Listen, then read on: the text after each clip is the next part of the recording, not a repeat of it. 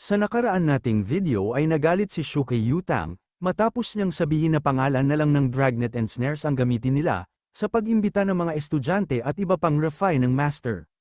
Dahilan upang mapatanong si Yutang sa kanyang sarili kung nababaliw na ba ang ating bida, dahil mas nanaisin pa niyang magalit sa kanya ang madaming tao, habang si Shu naman ay iniisip na kahit anong mangyari ay kailangan nilang gamitin ang pangalan niya, dahil ang negative points nga daw ay ang resource na kailangan niya sa cultivation.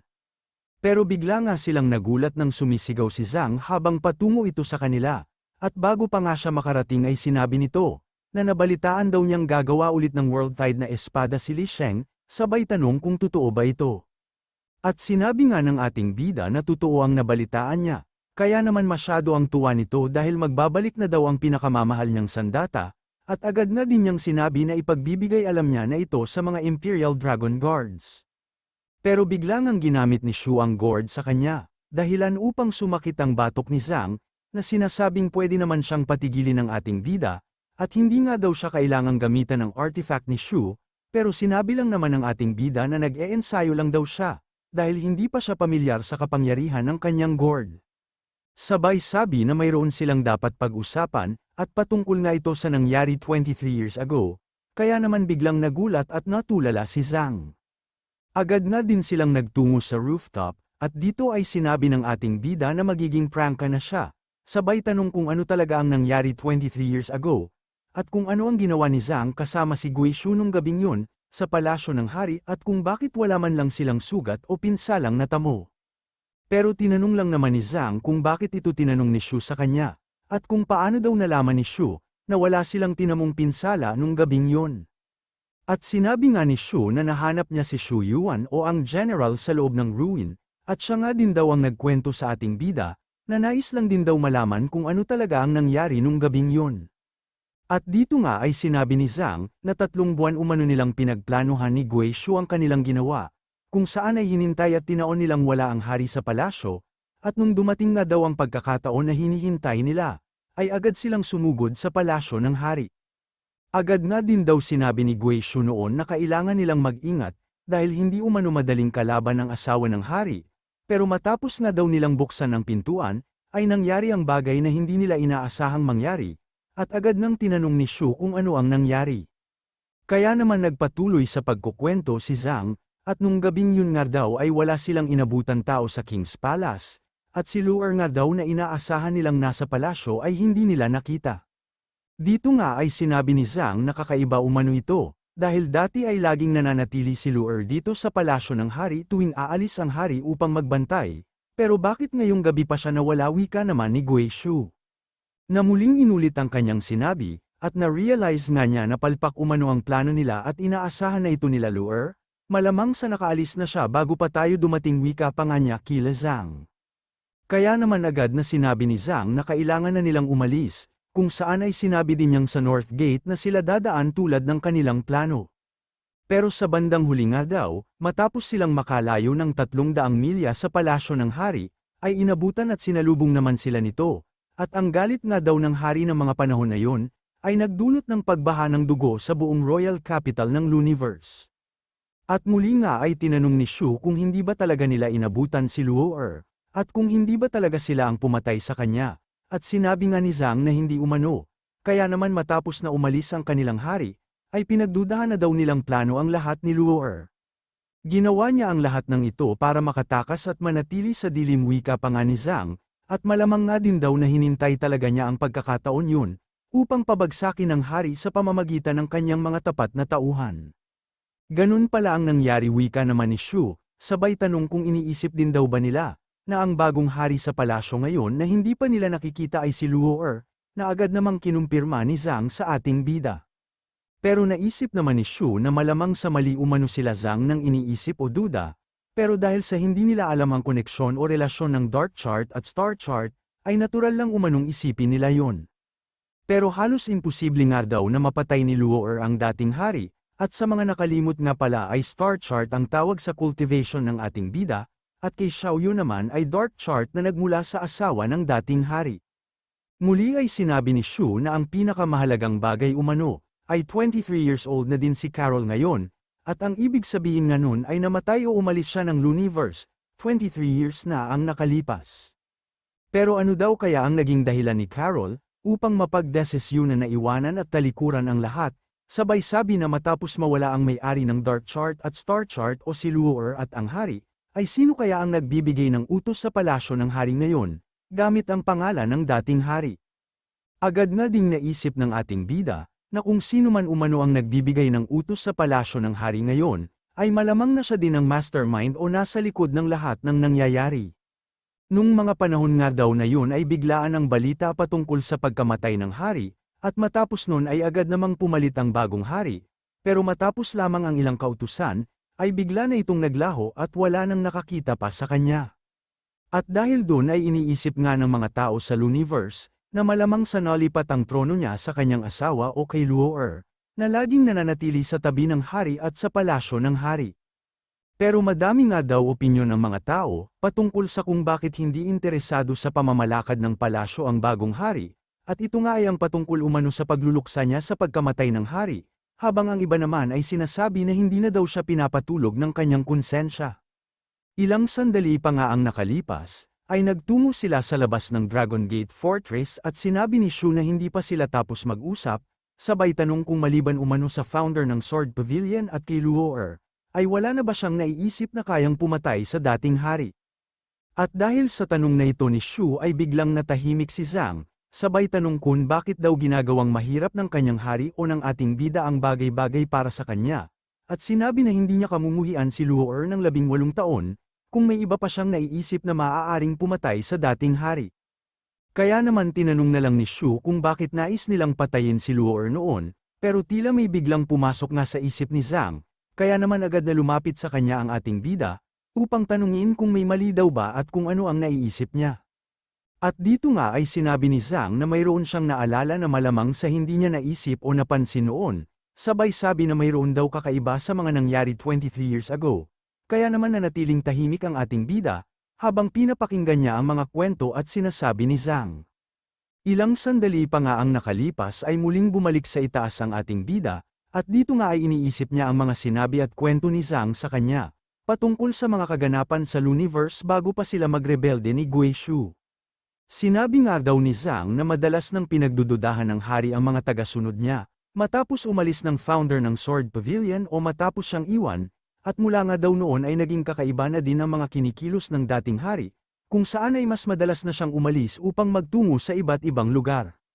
At dahil nga daw sa mga kakaibang kinikilos ng hari matapos umalis ng founder ng Sword Pavilion, ay pinuntahan siya ni Guizhou at sinabi na hindi kailangan ng trono o ng hari ang emosyon, at kailangan nga daw tanggalin ang lahat ng maaaring humadlang sa pagtaas ng cultivation ng kanilang hari. Sinabi nga din daw ni Guizhou na parehas silang tapat na aso, tagasunod ng hari, kaya kailangan nilang tulungan ng kanilang hari, na alisin ang mga makakasagabal o hadlang sa kanya. At matapos nga daw ng naging pag-uusap nilang yun, ay madali nilang nahikayat ang mga Imperial Dragon Guards, upang sumama at tumulong sa kanilang plano, pero kalaunan nga daw ay naging problema din nila ang madaling pagkakahikayat sa mga ito.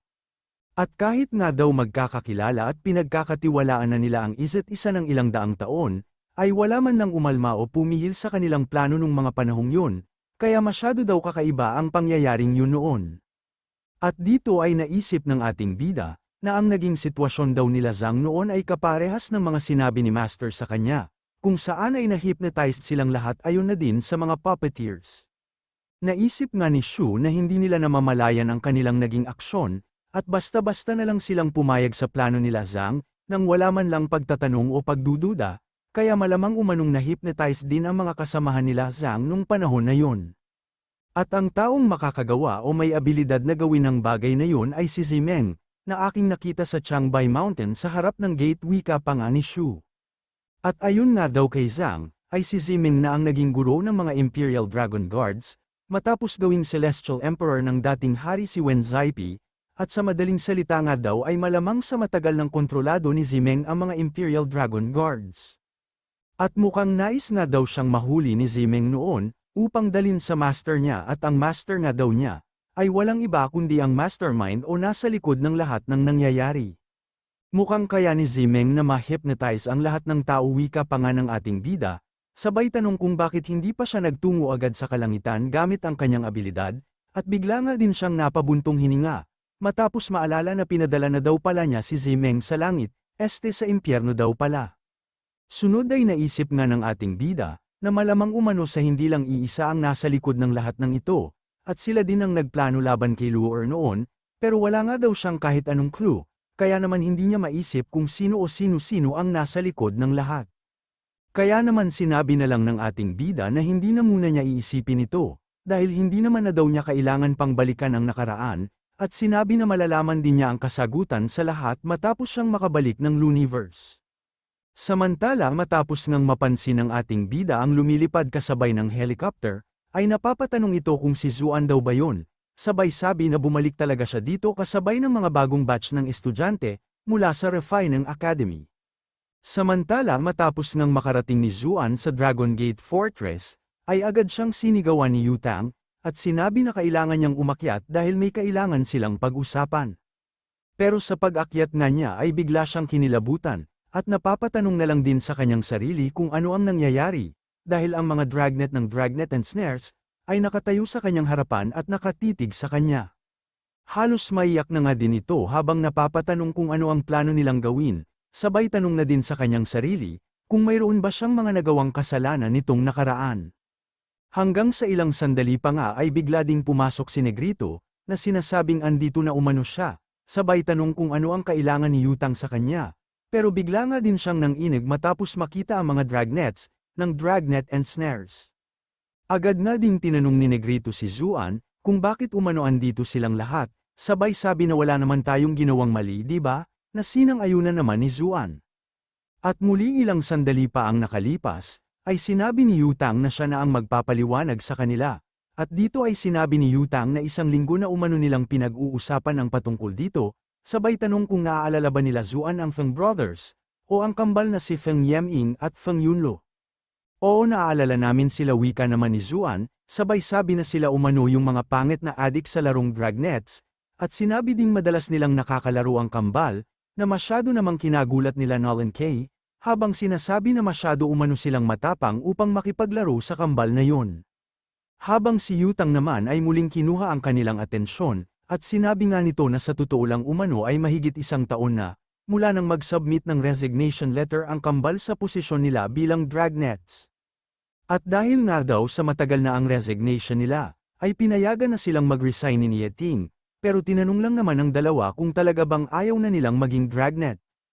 Hindi sa ayaw wika naman ni Ji Chao, dahil ang ayaw lang daw talaga nila ay ang pagganap sa kanilang tungkulin, dahil nakakaapekto ito sa kanilang paglalaro, kaya mas nais na lang daw nila na maging pangkaraniwang miyembro ng Dragnet and Snares. Sinabi nga din ni Yutang, na na-promote umano sila sa posisyong Dragnet noon para sa karagdagang lakas ng organisasyon, pero ang mga tipo nga daw nila, ay mas nanaisin pang manatili sa kanilang bahay at maglaro maghapon, kaysa lumabas at gampanan ang tungkulin nila. At bigla ngang nagulat ang dalawa, nang sabihin ni Xiaoyu na maliban sa posisyong naka-reserve kay Master o ang 8 Dragnet, ay mayroon pang dalawang bakanteng posisyon ng Dragnets ngayon. Halos maiyak-iyak naman ang dalawa habang tinatanong kung magiging Dragnets na din ba sila, dahil ang pag-aakala nga daw nila ay hindi naman sila karapat-dapat, para maging Dragnets ng Dragnet and Snares. Pero tinanong lang naman ni Zhu Jin, kung bakit nila nasabing hindi sila karapat-dapat na maging Dragnets, sabay sabi na handa silang itaya ang kanilang buhay para sa kanilang bansa, at ang paninindigan at paniniwala nga daw nila, ay naaayon para sa katungkulang Dragnet. Hanggang sa bigla namang nagtungo si Tandang Bailey kay Zuan, at sinabi nito na kailangan nilang mag-usap sa labas, at pagdating nga sa labas ay tinatanong ni Tandang Bailey, kung ang fourth uncle daw ba ni Zuan ang nagtungo sa kanya. Kung hindi ako nagkakamali ay madami siyang pinangako sa wika pa nga ni Tandang Bailey, at malamang nga din daw na nais pabalikin si Zuan sa kanilang pamilya, upang magsilbing ahente o tulay nila para mapalapit at magamit ang organisasyon ng Dragnet and Snares. Ganun na nga wika naman ni Zuan pero tinanggihan naman daw niya ang alok sa kanya, kaya naman sinabi na lang ni Tandang Bailey na huwag niya itong masyadong isipin at bigyang pansin, dahil ang problema umano sa Chen family nila ay malala na, at kahit sino pa sa kanilang dalawa ay hindi ito kayang baguhin at ayusin agad. Sinabi nga din ni Tandang Bailey na hindi niya kailangang mag-alala, dahil si Tandang Bailey at ang mga magulang nga daw ni Zuan, ay laging nakasuporta sa kanya.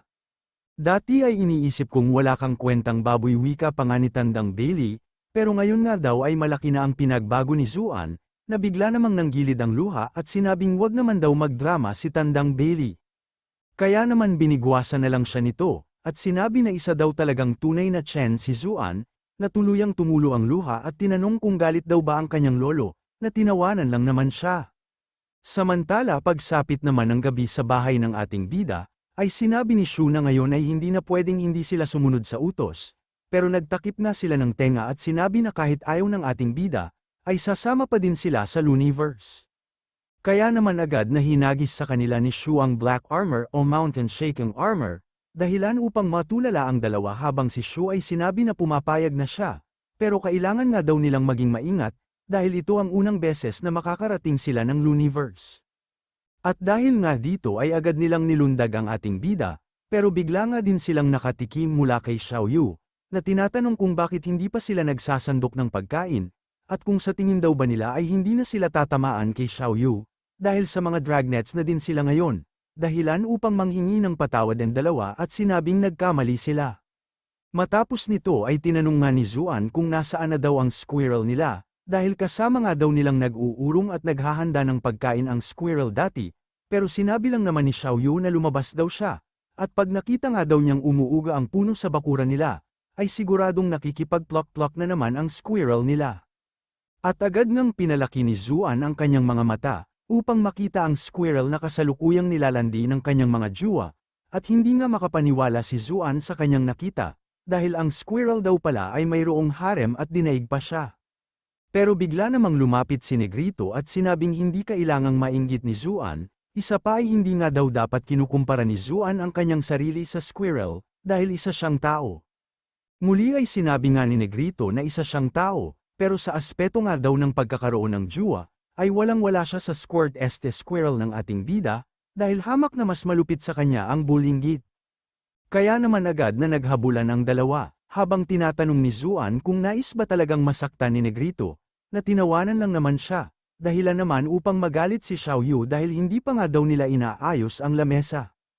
Pero bigla naman siyang pinatigil ng ating bida, at sinabing mas gusto pa din niya ang mga masasayang araw na tulad nito, kaya kahit hindi daw nila kilala ang mga makakalaban nila, ay hindi sila pwedeng magpatalo na sinang-ayunan naman ni Xiaoyu.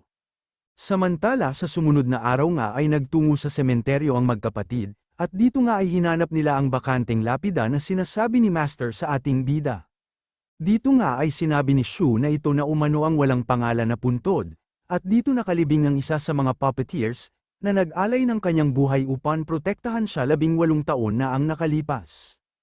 Agad na ding nilinis ni Shu ang ibabaw ng puntod, upang maibaba ang mga pagkain na kanilang dala, kasunod ng pagpapasalamat ni Xiaoyu sa puppeteer na nagligtas sa buhay ng ating bida, at sana nga daw ay maibigan niya ang mga niluto ni Xiaoyu. Sunod ay ginamit ni Xiaoyu ang kanyang abilidad, upang subukang pakiramdaman at hanapin ang kaluluwa ng namatay na puppeteer, pero bigla ngang dumating ang tagapagbantay at linis sa sementeryo, na tinatanong kung kilala ba nila ang nakalibing dun. Sinabi nga din ng matanda, na ang puntod umanong yun ang pinakakakaiba sa sementeryong ito, at hindi nga daw niya inaasahan na maliban sa isang dalaga, ay mayroon pang magtutungo dito upang dalawin ang puntod na walang pangalan.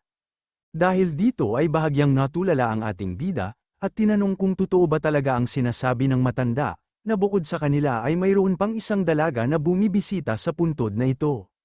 Tama wika naman ng matanda, at sinabing napabayaan na umano ang puntod na ito ng mahigit isang dekada, pero sa hindi niya malamang dahilan mula nung nakaraang taon, ay nagsimula ng bumisita ng madalas ang isang dalaga dito.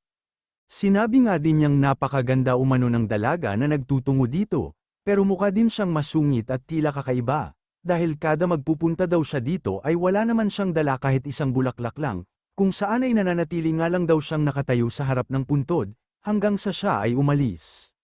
Dito nga ay naisip ni Shu, na maliban umano kay Leju mismo at sa mga taga-Funds Gang Foundation, ay wala nang iba pa ang maaaring magtungo dito at bisitahin, ang puntod ng puppeteer na napabayaan ng mahabang panahon.